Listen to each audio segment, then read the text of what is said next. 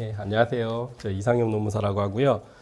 현업에서 있은 지 한 10년 넘게 노무사 하고 있고, 지금은 이제 광화문 쪽에 노무법인 하나 작게 운영하고 있습니다. 교재 이제 목차 한번 볼게요. 6페이지 목차부터 보도록 하겠습니다.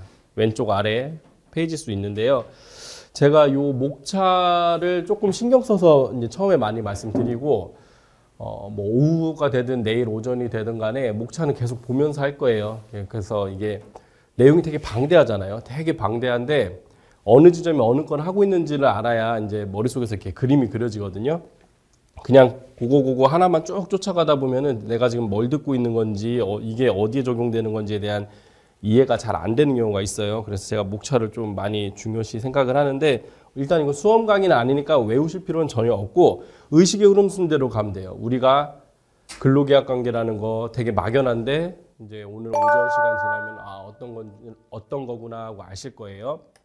어떤 거구나 하고 아실 텐데, 우리가 최초에 근로계약을 체결을 할 때 사람을 먼저 모집을 하고 여러분들은 채용에 응시하셨을 거예요. 모두 여기선 구직자의 위치에도 있었고 현재는 근로자의 지위에도 있으실 텐데, 채용부터 면접 보고 근로계약 작성하고 근로를 하고 복무 시간에 따라서 일을 하시고 휴게는 또 언제 쉬고 밥 먹으러도 가시고 휴가 휴일도 쓰시고 열심히 일하시면 뭐도 줘요? 돈도 주죠. 그리고 회사 생활하면서 우리 집에서 있는 것처럼 마음대로 할 수 없잖아요. 옛날 학교는 학교대로 직장은 직장대로 규율과 원칙이 있어요. 그리고 이걸 잘못했을 때 징계를 어떻게 해야 되는지, 그리고 내가 억울한 징계를 당했을 때는 어떻게 이거를 또 극복해야 하는지, 그리고 그 외에는 뭐 직장 내 성희롱, 직장 내 괴롭힘 같은 부차적인 내용들도 나오고요. 그런 다음에 쭉 열심히 근무하시다 보면은 연차 휴가라는 것도 생기고, 더 열심히 이제 일을 하시다가 이제 내가 이직을 해야겠다고 하면 퇴사까지 가시는 1년에, 그래서 머릿속으로 그냥 아이가 태어나서 우리가 어른이 돼서 나중에 노인이 되는 것처럼 조직생활 근로계약 관계도 이렇게 생애 주기처럼 이렇게 머릿속에서 그리시면 돼요. 그리고 각각 포인트별로 뭐가 중요하구나. 그리고 이제 제가 말씀드린 오늘 내일 하는 과정에서 우리 회사는 어떻게 하고 있구나. 그거를 접목을 시키면서 생각을 하시고, 좀 뭐 졸리거나 어렵다 싶으시면은 내 얘기다 생각하고 이제 보세요. 그래서 제가 근로계약서 파트 할 때는 나는 어떻게 근로계약서 작성했지? 우리 회사는 어떻게 써있지? 이게 통상적으로 쓰는 문구였구나. 아니면 우리 회사만의 독특한 문구였구나. 그런 것도 이제 짚어보실 수 있어요. 자, 6페이지 왼쪽 아래 보시면 1장, 6페이지는 1장 근로기준법상의 재문제 이렇게 돼 있고요. 그리고 11페이지가 보시면은 몇 장 넘기셔야 돼요. 여성인력 비정규직 근로자와 관련된 법률 문제에서 앞에서 있는 내용 중에서 여성인력과 비정규직 근로자에 관련된 법률 문제만 쭉 빼갖고 뒤에다 다시 담아놨어요. 이게 좀 독특하죠. 그리고 한 페이지 더 넘기시면은 제3장 산재법도 따로 빼놨어요. 그래서 산업안전보건과 산업재해보상제도.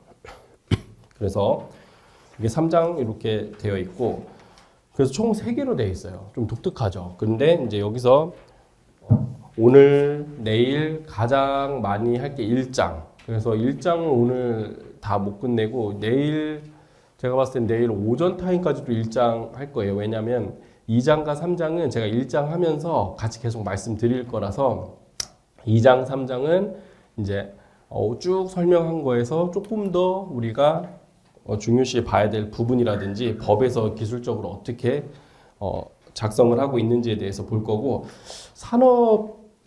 산업재해보상제도는 1시간 정도만 마지막에 다루긴 할 거예요. 그래서 이거는 산재라는 거는 좀 케이스 바이 케이스예요. 그래서 사고가 어떻게 발생할지, 어느 환경에서 어떻게 누가 다치고 회사가 또 어떻게 처리해야 될지는 너무나도 이제 차이점이 크기 때문에 기본적으로 산재법이 무엇인지, 그리고 그런 일이 생겼을 때는 최초에 어떻게 우리가 대응을 해야 되는지, 그래서 그런 내용 위주로 좀 볼 거라서 제가 미리 말씀드리지만 분량은 되게 많아요. 산재법 쪽 분량은 되게 많은데 그 중에서는 우리가 중요하게 현업에서 해야 될 부분만 위주로 해서 좀 말씀드릴게요. 뭐 1부터 10까지 설명드릴 때 이왕이면 우리가 빈번하게 발생하는 부분에 또 중점을 두어서 말씀드리는 게 맞다고 생각이 들어서 계속 그런 식으로 좀 시간 안배를 해서 하고 있습니다. 다시 6페이지 와볼게요. 자, 근로기준법상의 제 문제 1절 근로계약 및 근로관계. 이게 어떻게 보면 오늘 뭐 하루 종일 해도 다 못할 정도로 분량이에요. 이게 가장 중요합니다. 여기 뭐 1절 첫 번째 뭐 근로기준법의 기본 원리 이런 거 같은 경우에는 말 그대로 여러분들 뭐 초중고 대학교 이렇게 다 겪으면서 가장 앞에 나오는 총론 같은 그런 부분이죠. 그래서 간략하게 보시면 돼요. 간략하게 보시면 되는데 저기서 중요한 포인트 뭐 우리 여러분들 뭐 프리랜서의 근로자성 이런 거는 뉴스 기사 같은 거 통해서 많이 보셨을 거예요. 그래서 이제 그런 이슈 사항도 요즘에 많이 있고 그 외에 이제 임원 우리 회사 임원분들 계시잖아요. 그럼 이 임원분들이 어디까지가 근로자이고 어디까지가 근로자가 아닌지 실무에서 이제 가장 많이 물어보시는 질문인데 그건 정답 없어요. 정답 없는데 그 정답을 찾아가는 과정은 있습니다. 그래서 그런 거 좀 설명드릴 거고요. 로마자 2 채용 관련 기준과 절차. 아까 제가 어떻게 말씀드렸죠? 우리가 면접을 봐서 쭉 가는 그런 생태 주기처럼 채용 관련된 부분이 가장 먼저 나오겠죠.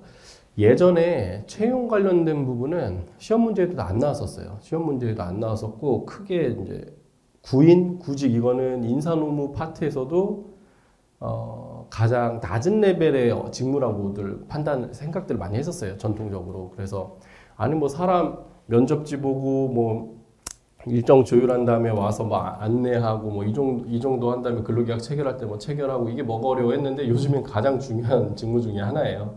사람 뽑기도 너무 어렵고 사람과 고용관계 종료하는 것도 너무 어려운 그런 세상이고 직원들 입장에서도 갈만한 회사가 없다라고 생각들 또 거꾸로 많이 하시죠. 그래서 그거에 대한 이지적인 간격이 요즘에 와서 심해진 거 아니에요. 예나 지금이나 회사는 돈 적게 주고 일 잘한 사람 고용하고 싶고 근로자는 뭐예요? 일 편하고 돈 많이 주는 데 가고 싶잖아요. 똑같아요. 똑같은데 이게 이런 거 말하면은 버르장머리 없어. 아니면 회사에서도 야 저런 거 말하는 친구는 일을 안 할 거야 라는 이런 선입견들이 있었기 때문에 서로 말을 조심했던 건데 요즘에는 직원들도 딱 다녀서 한 일주일 다니다 아니다 싶으면 그냥 그만둬요. 이 회사 계속 다니다가는 안 되겠다 싶어서 바로 그만둬버리고 회사 입장에서도 수습기간도 있고 뭐도 일 가르치고 뭐 하다 보면은 잘하겠지 싶어서 옛날부터는 그렇게 잘 데려갔었는데 요즘에는 아니다 싶으면 빨리 내보내고 싶어 하죠. 그런데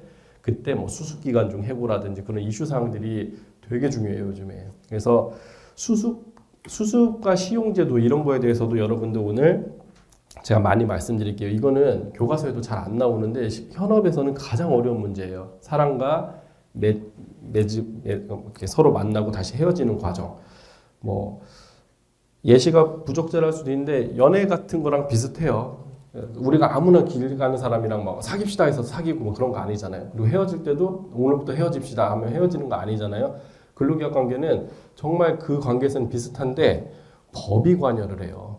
법이 관여를 하기 때문에 아주 복잡하고 어렵죠. 그래서 로마자 2에서는 의외로 3번 채용, 내정, 시용, 수습 근로계약 관계 이게 어려워요.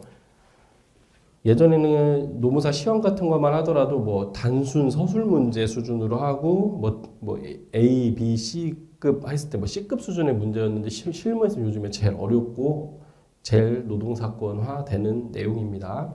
그리고 로마자 3번 요거는 플랫폼 하시는 그 사업장에서 가장 중요한 부분이에요.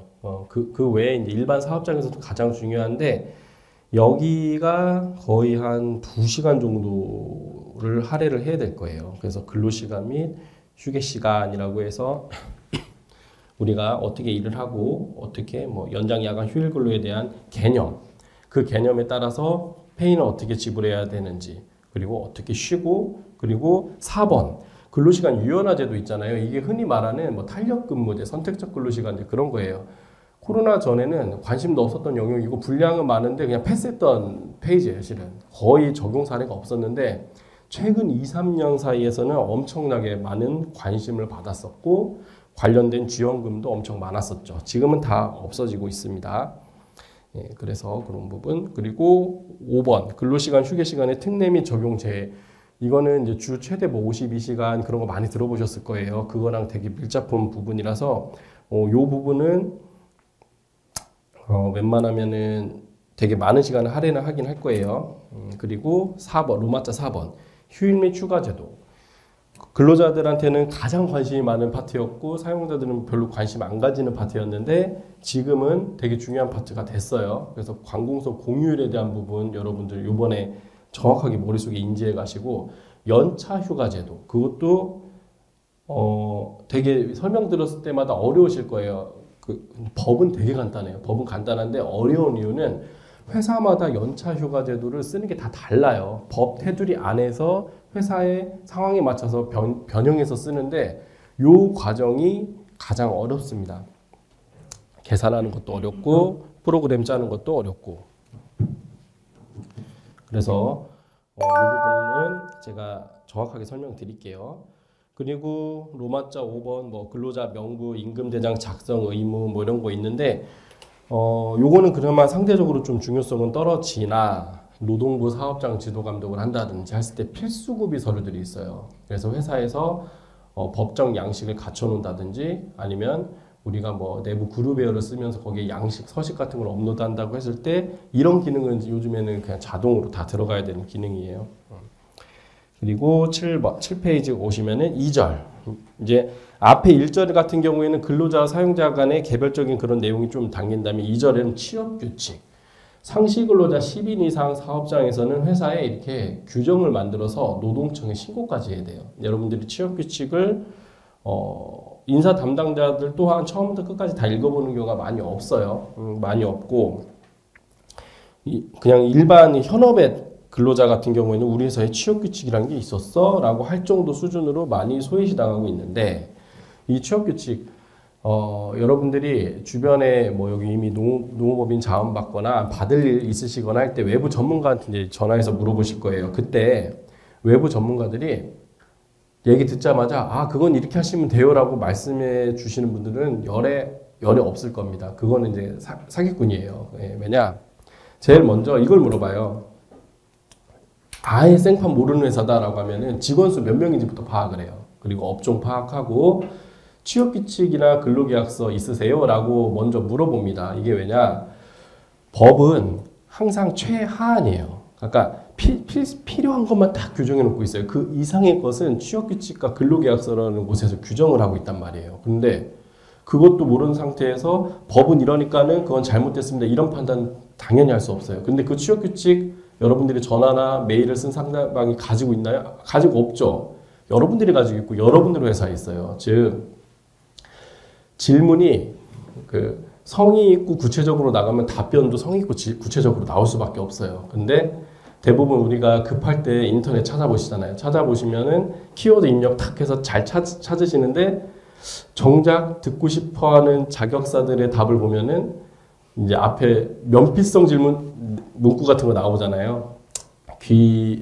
귀하의 뭐 질문에 뭐가 없어서 정확히 답변 드리기는 어려우나라고 한 다음에 이제 답변을 다는데 그게 전문가들의 답변이 그렇게 나올 수밖에 없는 게 질문을 하시는 분들의 질문이 많이 정보가 빠져 있어요. 그래서 정확히 판단은 어렵지만 자기가 가설을 세우죠. 이러이러한 상황에서 이러이러한 상황이라면 이렇게 됩니다. 라고 하면서 참고 행정해석이나 판례 같은 거 붙여주는 답변들이 나와요.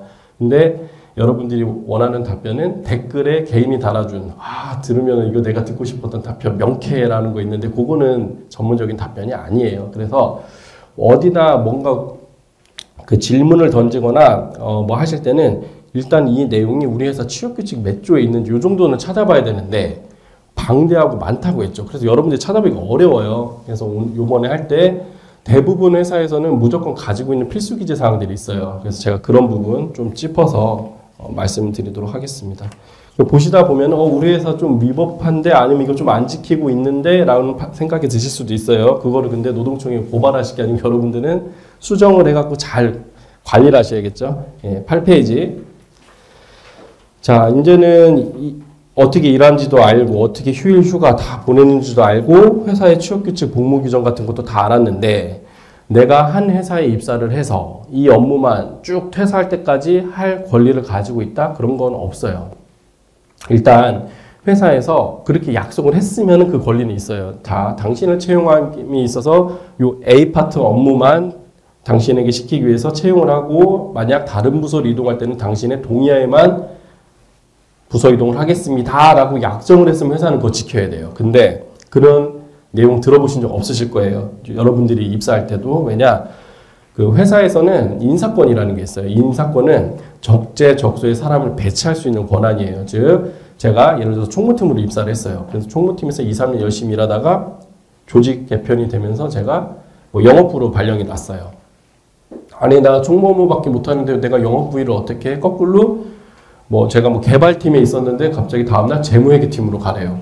야 숫자만 봐도 경기를 일으키는 데가 어떻게 내가 저기를 가? 할 수도 있어요. 자, 회사는 뭐 조직 개편할 때 우리 회사는 보직순환 제도를 채택하고 있어. 그래서 한 업무에서 뭐 3년 또는 5년 이상 근무를 할 수는 없어. 그래서 부서마다 다 돌려가면서 가는 그런 제도를 가지고 있는 회사야라고 하면서 이렇게 돌려서 근무하면 이게 적법할 수는 있는데 같은 상황에서 전날 그 본부장한테 제가 찍혔어요. 뭐 사유를 불문하고 그랬더니 다음날 왔더니 갑자기 너 저 부서 가. 이런 거 있죠. 이거는 권한 남용이죠. 정당한 이유가 없어요. 즉 인사권은 회사가 얼마든지 행사할 수는 있으나 이 인사권에는 정당한 사유가 있어야 되는데 이 사유는 법원에서 판단을 해요.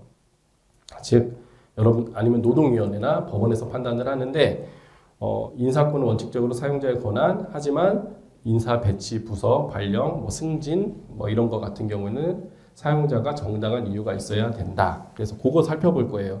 여러분들이 인사 노무 관리를 하는 입장이라면 회사에서 이 직원을 이 부서에서 저쪽으로 배치 전환을 할 때 어떻게 해야지 위법하지 않은 인사명령이 될 수 있는지를 알아야 되는 거고 이제 뭐 절차나 이런 것 쪽 만드시는 부서에서는 이럴 때는 인사명령서에는 어떤 내용들이 들어가야 되는지 그런 거를 고민하셔야겠죠. 자, 그리고 가장 중요한 거죠. 4절. 임금. 여러분들 왜 일하세요? 근로에 대한 대가로 임금 받기 위해서 일하시는 거죠. 이거는 노동법에서도 근로기준법에서도 개념을 정의를 그렇게 내리고 있어요. 근로자의 개념 정의를 할 때 근로의 대가를 받는 것을 목적으로 한 계약을 체결한 사람을 말을 하거든요. 그래서 임금이 되게 중요해요. 임금 되게 중요한데 의외로 받을 때 내 돈이 중요한 거지 이 개념 정의에서는 이렇게 볼 게 많이는 없어요. 실은. 예.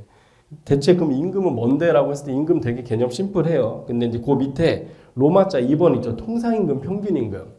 이게 이제 여러분들 실무에서는 가장 중요하죠.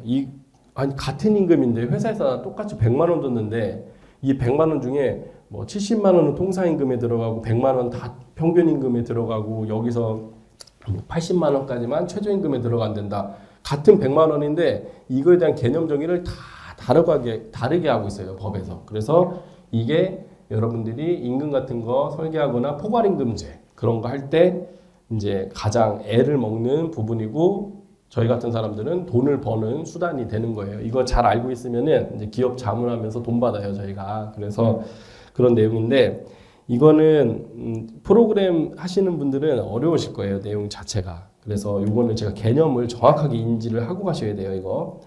그리고 여기에는 포괄임금제는 이제 안 나오긴 한데 그것도 제가 설명을 드릴 겁니다. 왜냐하면 포괄임금제 채택하시는 사업장들이 있을 거니까 그거 설명드리고요.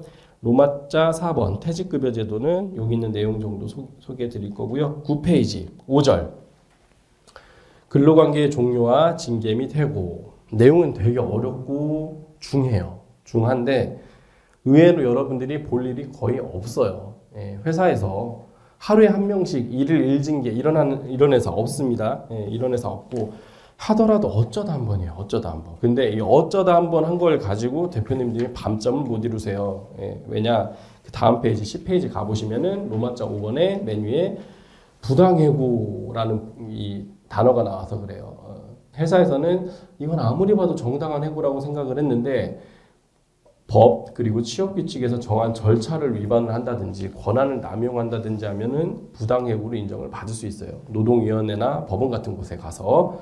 그리고 부당해고 인정받으면요 다시 복직도 가능해요. 복직도 하시면서 그 기간 동안에 못 받았던 임금 상당액까지 다 받으면서 들어오시는 그런 절차인데 되게 빈번하게 많이 가고 있습니다. 예전에는 정규 사원으로 쭉 몇 년간 일하다가 좀 억울한 비행기로 해서 뭐 징계골 당했다 이런 분들이 이제 전통적으로 노동위원회 많이 갔었는데 요즘에는 아까 말씀드렸던 것처럼 수습사원 입사해서 며칠 만에 해고를 당했는데 그걸 가지고 부당해고라고 가서 다투거나 이런 사건도 되게 많이 발생을 했어요. 그리고 계약직 근로자 사용했을 때 2년 이상 뭐 사용했을 때 이제 무기계약 전환했는데 회사에서는 2년 되기 직전에 뭐 계약기간 만료로 계약 종료 통보 이런 거 했을 때 이게 해고냐 아니냐 뭐 이런 거. 그래서 요거는 최근에 이슈되는 내용으로 해서 좀 설명을 드릴 거예요. 그리고 6절 직장 내 괴롭힘의 금지 많이 들어보셨죠? 간혹 보면은 직장 내 괴롭힘 금지법 이런 표현들을 쓰는데 그런 법 없어요. 대한민국에 그냥 근로기준법에 내용 조항 몇 개 추가된 거예요. 근데 이제 그런 법이 있는 걸로 이제 오해를 하시는 경우가 있는데 근로기준법에 있는 내용입니다. 그래서 요거는 관심들이 되게 많으세요. 관심들이 되게 많으시고 실무에서도 요즘에 이것 때문에 애로사항들도 있고 그리고 근로자들이 권익구제를 또 받는 경우들도 많은데 요거는 실무 사례 위주로 좀 설명을 드릴게요. 장단점이 뚜렷해요, 이거는. 자, 그리고 이제 다시 11페이지 와서 2장, 내일 뭐 오후 시간대나 들어갈 수 있다고 말씀드렸죠. 예, 여기 보시면은, 다 중요한 내용이에요. 다 중요한 내용이라는 게 노동부에서 사업장 지도 감독하러 갈 때 요 내용 다 봐요. 예, 여기 있는 내용들은 다 보게 해놨어요, 지금. 그래서 모성보호 쪽은 상당히 비중을 둬서 신경을 쓰고 있다. 네. 근데 참 이게 얄궂은 게 모성보호와 일가정 양립 쪽을 정부에서 계속 모니터링하고 관리 감독하고 강화하면 할수록 사업주들은 점점 안 하려고 그래요. 이거를 작용과 반작용의 원칙도 아니고 이게 회사 입장에서는 정상적으로 근로를 제공하는 거를 보장하는 내용이 아니고 그렇게 일을 열심히 하거나 어쨌든 근로계약 관계에서 일을 하던 근로자가 이러한 사정들이 발생했을 때 근로자가 이제 혜택을 입는 그런 제도예요. 즉 회사에서는 노무 제공을 못 받는 그런 제도들이다 보니까는 태생적으로 좀 거부감들이 생길 수 있는 내용일 수도 있어요. 거꾸로 근로자한테는 내가 계속 근로를 계약 관계 있지만은 근로를 제공하지 않더라도 법과 회사에서 제공한 이런 혜택을 누릴 수 있는 또 혜택이 되거든요. 그래서 이거는 주는 쪽과 그 수혜를 받는 쪽의 입장이 좀 뚜렷하죠. 하지만 법은 이미 개정이 되고 시행되고 있기 때문에 이거를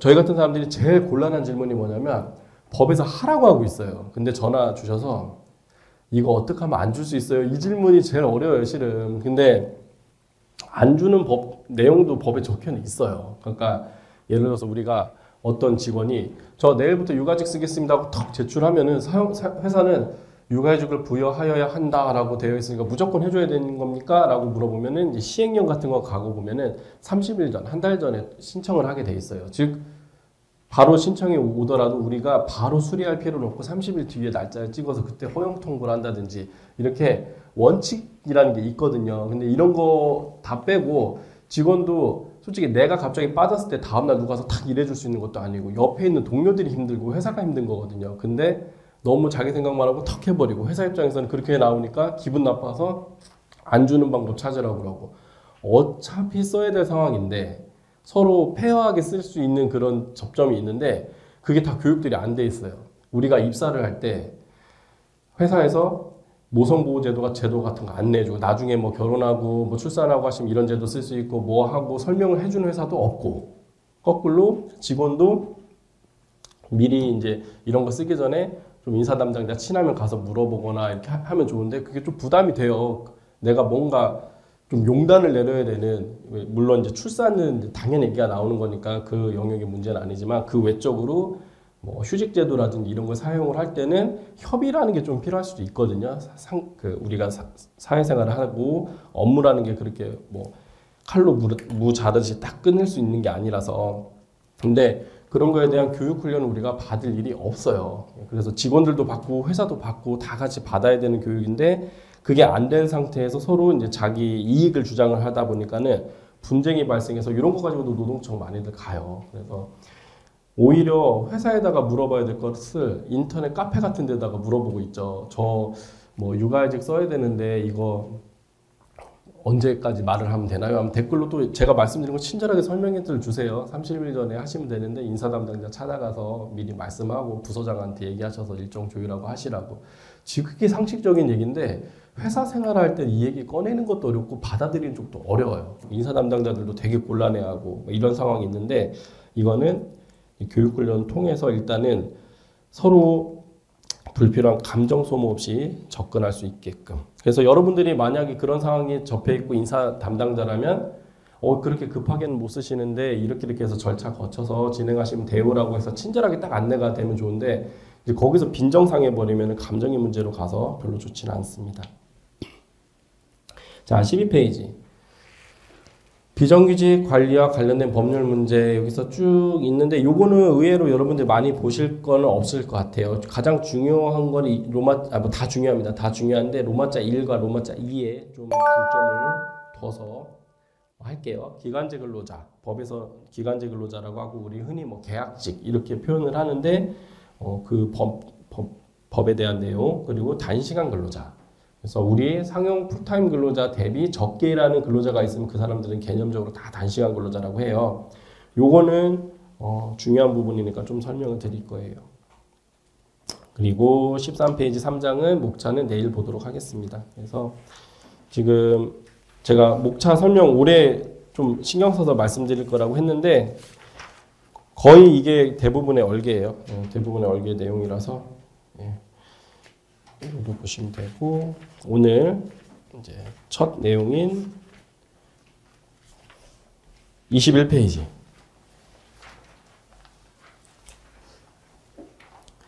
제가 이렇게 계속 주절주절 얘기하면 그때는 잠 별로 안 오시거든요. 근데 이제 사람이 이렇게 머리 숙이고 글자 보면 그때부터 여러분들 졸리세요. 그래서 최대한 제가 이거 텍스트 안 보는 수준에서 밑줄 그으면서 보는 쪽으로 좀 설명을 드릴게요. 이게 고등학교들 졸업하신 지가 한참들 되셔가지고 오랫동안 앉아있는 게 쉬운 게 아니실 거예요. 예. 자, 그리고 21페이지 먼저 보면 근로기준법의 기본 원리 이렇게 돼 있어요. 그리고 바로 밑에 오면 노동법의 법원 해서 이제 벌써부터 졸린 단어 나오는데 위에 핵심 체크부터 볼게요. 자, 첫 번째. 노동법의 주요 규범과 효력에 대해 이해한다. 벌써 어렵죠. 노동법 이 단어도 모르겠고 주요 규범 이 단어 뜻도 모르겠고 효력은 아실 테고. 두 번째, 근로기준법상 근로자의 개념과 사용자에 대한 개념. 세 번째, 5인 미만 사업장에 적용되는 조항과 적용되지 않는 조항 구분. 이 3번 되게 중요한 거예요, 원래. 여러분들 여기 계신 모든 이 수업을 들으시거나 오신 분들은 다 5인 이상 사업장이실 거예요. 근데 어떠한 법이든 프로그램이든 간에 그리고 노동청에서 노동부 지도 감독이든 간에 이 상시근로자 수 5인 미만인지 이상인지는 그냥 이 회사는 진짜 남자다 여자다 이게 성 가르는 것처럼 그 정도로 아예 법이 적용된다 안 된다 그 정도의 내용이에요. 그래서 되게 중요한 내용입니다.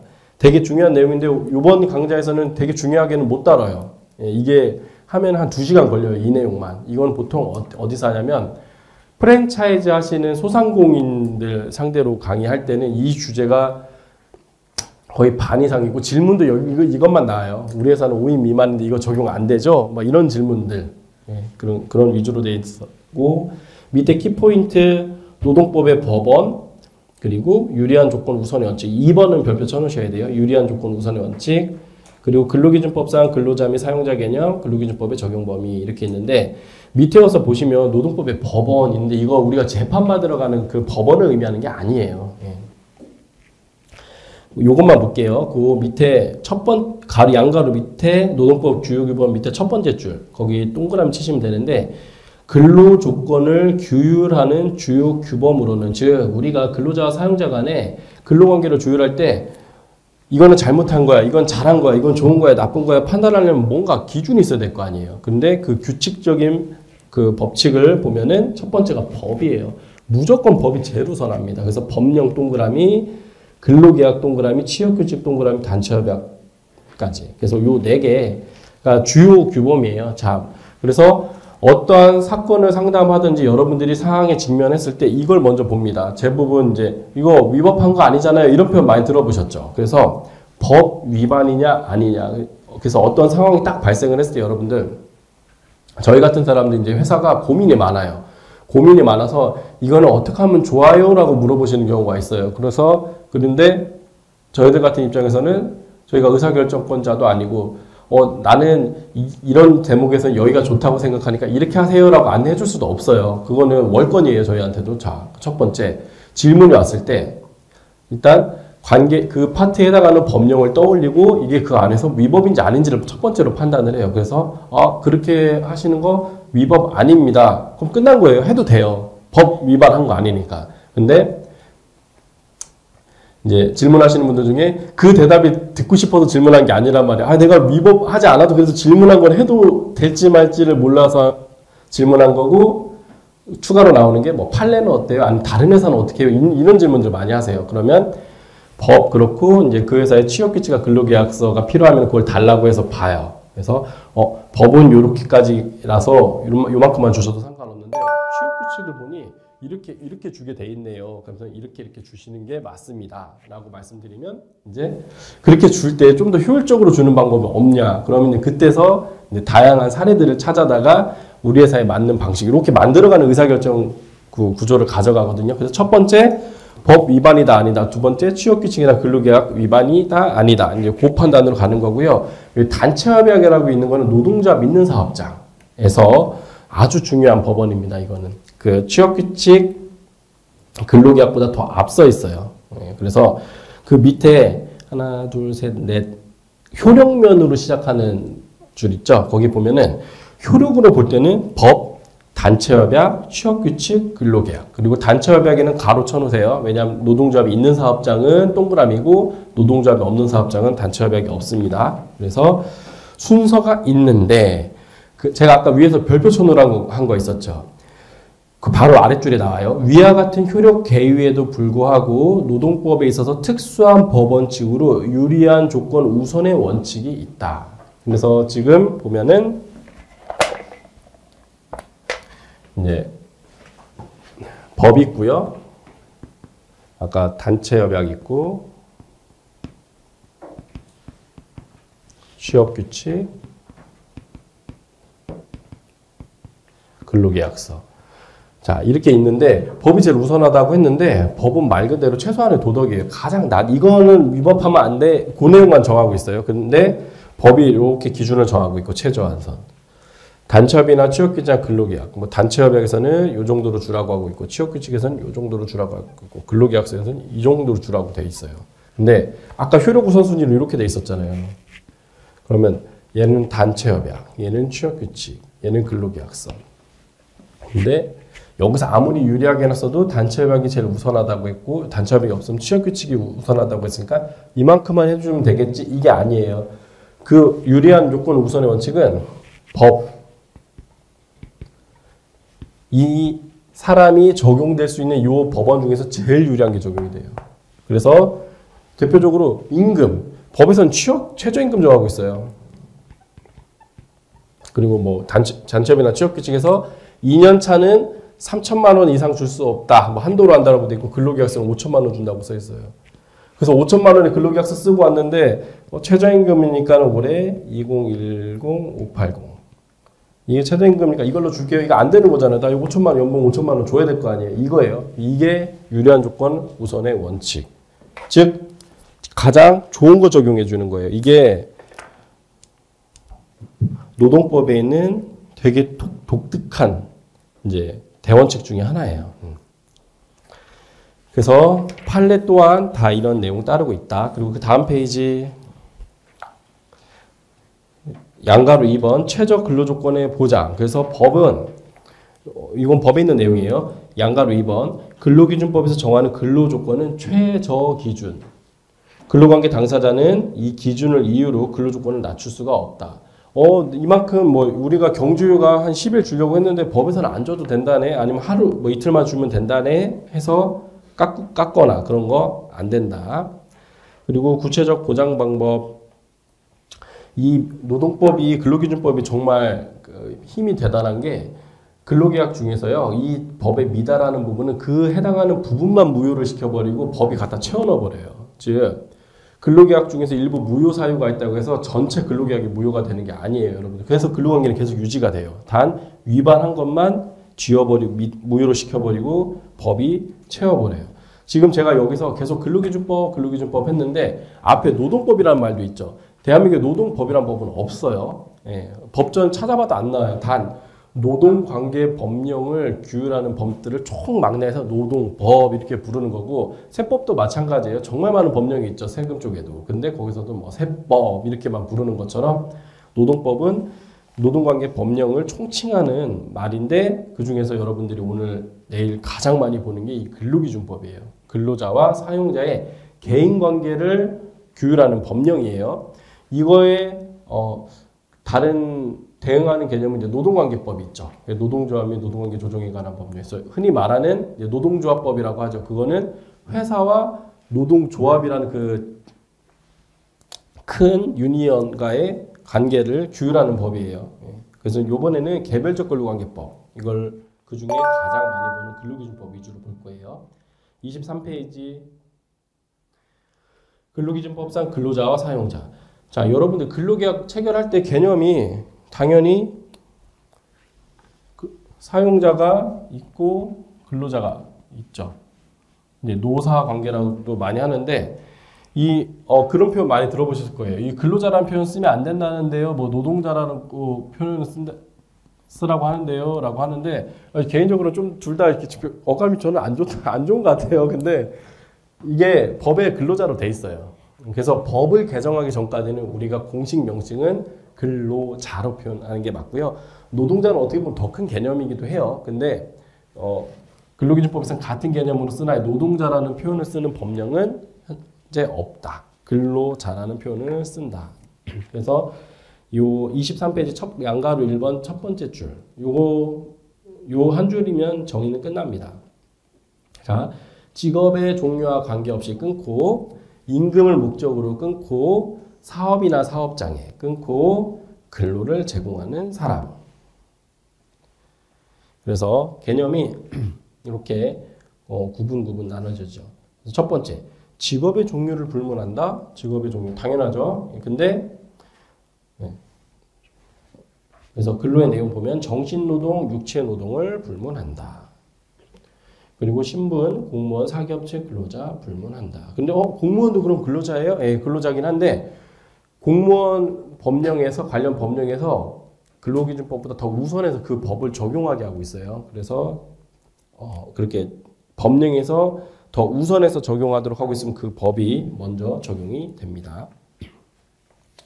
맨 밑에 23페이지 와서 보시면 동그라미 4 근로 형태 상용 근로자, 일용 근로자, 임시, 단시간. 즉 여러분들 아르바이트가 뭐 근로자인가요? 라고 할 수 있는데 아르바이트라는 단어 자체 법에 없어요. 근데 아르바이트도 근로자입니다.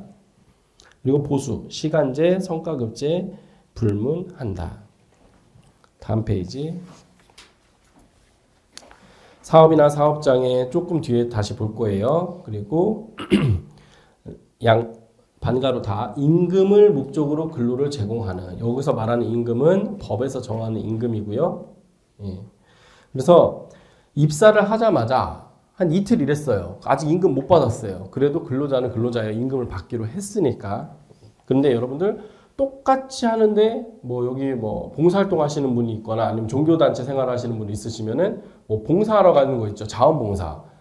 가서 똑같이 시키는 거 하고 일하고 노동력도 제공하고 땀 흘려서 왔는데 임금을 대가로 제가 그걸 한 건가요? 아니죠. 임금 대가가 아니고 내 재능 기부라든지 봉사하는 걸로 해서 했으면 그거는 임금을 목적으로 한 계약 관계를 체결한 게 아니기 때문에 근로계약이 될 수가 없는 거예요. 예. 그리고 반가로라 사용 종속 관계에 있는 자. 이 개념이 되게 어려운 개념인 거예요. 사용 종속. 지금 21세기인데 내가 종놈도 아니고 막 할 수도 있는데 말 그대로 그 종속 관계는 그 어감이 되게 비슷한 거예요. 종속되어 있다. 나는 우리 부모님한테도 종속되어 있지 않은 독립적 대체